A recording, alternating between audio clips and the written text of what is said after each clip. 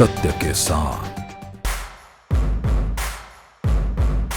अभी हाल ही में जो जीएसटी लॉ हमारा आया है और उसी के स्टार्टिंग में ही उस चीज़ के साथ बैलेंस बनाना, चीज़ों को याद नहीं कर सके, रट नहीं सकते।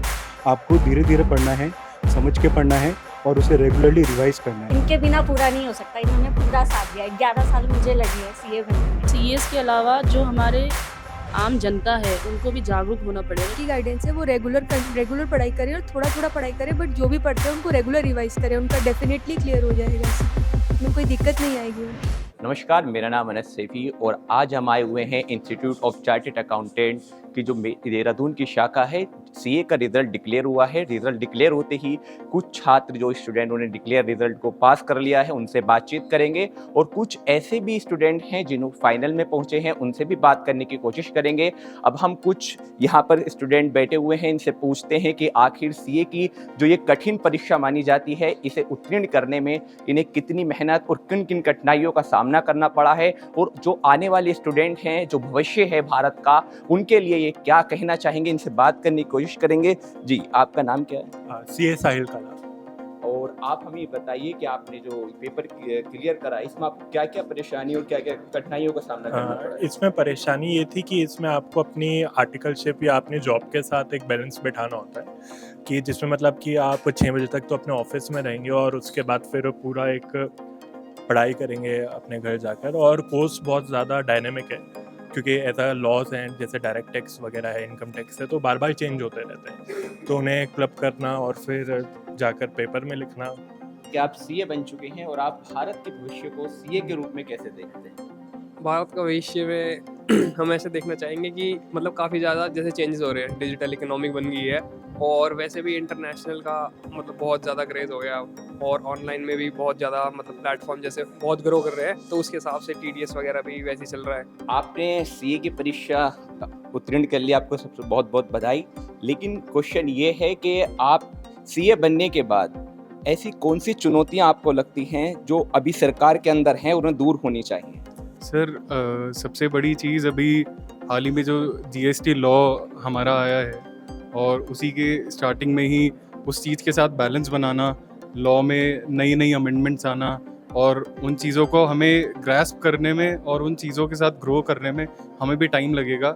लॉ जैसे जैसे आगे बढ़ेगा हमें उस तरीके से बहुत ज़्यादा मेहनत करनी पड़ेगी और ऊपर से आजकल बहुत ज़्यादा जो हमारी फाइनेंस मिनिस्ट्री भी है वो भी इन चीज़ों को काफ़ी टेक्नोलॉजी बेस्ड मिनिस्ट्री बनती जा रही है हमारी और हर चीज़ को टेक्नोलॉजी के साथ ट्रैक कर रही है, तो हमें भी अपने आप की नॉलेज उसी हिसाब से ग्रो करनी पड़ेगी। कहा जाता है कि सीए लंबे समय तक भी क्लियर नहीं होता, कुछ लोगों का जीवन ही व्यतीत हो जाता है, उनमें सीए क्लियर नहीं हो पाता। कि ऐसे ही उनके लिए क्या गाइड है आपकी कि आप उन्हें क्या कुछ क्वेश्चन उनके लिए? मेरा उनको एक ही गाइडेंस है वो रेगुलर पढ़ाई करें और थोड़ा थोड़ा पढ़ाई करें, बट जो भी पढ़ते हैं उनको रेगुलर रिवाइज करें, उनका डेफिनेटली क्लियर हो जाएगा, उसमें कोई दिक्कत नहीं आएगी उन्हें। सीए के सिलेबस को लेकर के बड़ी वो होती है कि सिलेबस बहुत बड़ा है, पेपर्स बड़ा कठिन बताया जाता है, लेकिन आपने क्लियर कर लिया। आप उन बच्चों के लिए, उन छात्रों के लिए एक रोल मॉडल हैं। आप उनकी क्या गाइड करना चाहेंगे कि उनका टाइम टेबल पढ़ाई का या रूटीन किस टाइप का होना चाहिए कि आप इस टाइम ये पढ़ सकते हैं, इस टाइप से आपने किस तरह की तैयारी करी? सर, सीए के जब आप प्रिपरेशन करते हैं उसके साथ आपको ऑफिस भी मैनेज करना होता है, तो आप सुबह के टाइम पढ़ सकते हैं और रात के टाइम पढ़ सकते हैं।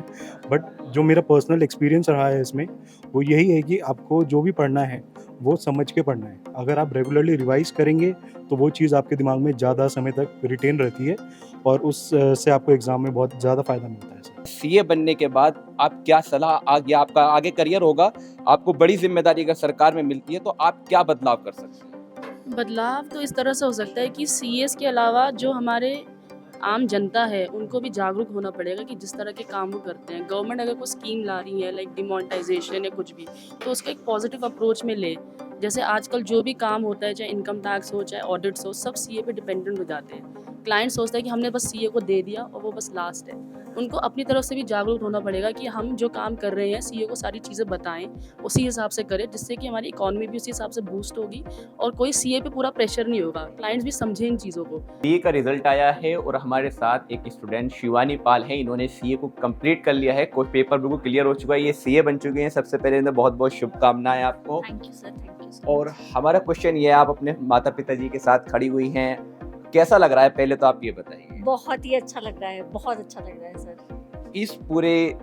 इस पूरी जिंदगी में, यहाँ तक के सफर में, सीए बनने तक के सफर में माता पिता के लिए आप क्या कहना चाहेंगे? इन्होंने पूरा साथ मेरा दिया है और कभी ऐसा नहीं हुआ कि मतलब इनके बिना पूरा नहीं हो सकता। इन्होंने पूरा साथ दिया है। 11 साल मुझे लगे हैं सीए बनने में और 11 साल इन्होंने मेरा हाथ नहीं छोड़ा।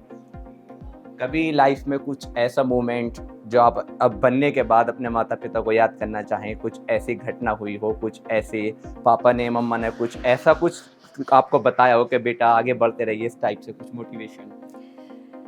मेरे पिताजी ने कभी मुझे हार नहीं मानने दी जिंदगी में। उन्होंने बोला मेहनत करते रहो, कि अगर आप मेहनत करोगे तो एक दिन भगवान भी ऊपर से नीचे आके आपको फल जरूर देगा। मतलब आपने हिम्मत नहीं हारनी है, आपने काम को पूरा जरूर करना है।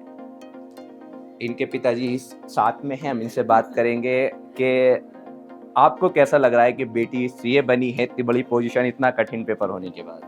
अच्छा लगा है, अच्छा लगा है। बच्चे की मेहनत सफल हुई है। बच्चे की मेहनत सफल हुई है। आपको मतलब माता पिता की एक बहुत बड़ी जीत होती है, बच्चे कामयाब होते हैं, लेकिन एक आप दिख रहा है थोड़ा सा इमोशनल भी हो रहे हो, लेकिन कोई बात नहीं, माता जी साथ में हैं, इनकी कोशिश करेंगे बात करने की। जी बताइए कि बेटी के लिए क्या कहना चाहेंगे?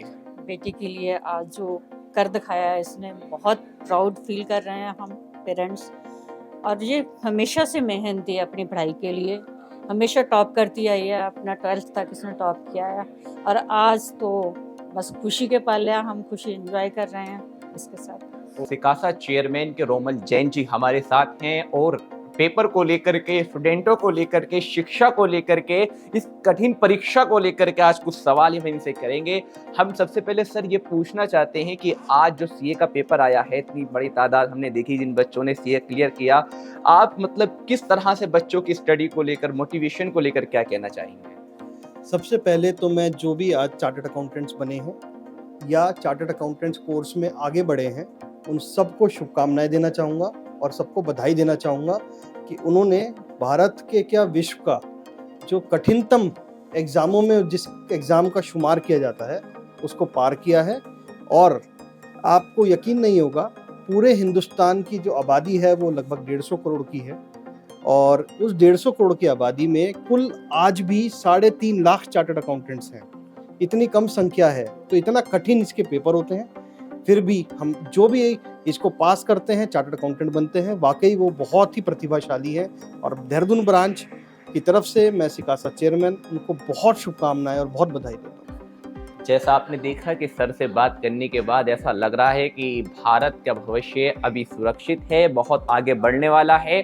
और जिस तरह से बच्चे मेहनत कर रहे हैं, जिस तादाद में हमने बच्चों को सीए क्लियर करते हुए भी देखा, जो सीए क्लियर करने के फाइनल में है, सबसे हमने बातचीत करने की कोशिश करी। अभी के लिए फिलहाल इतना ही, बने रहिए हमारे साथ।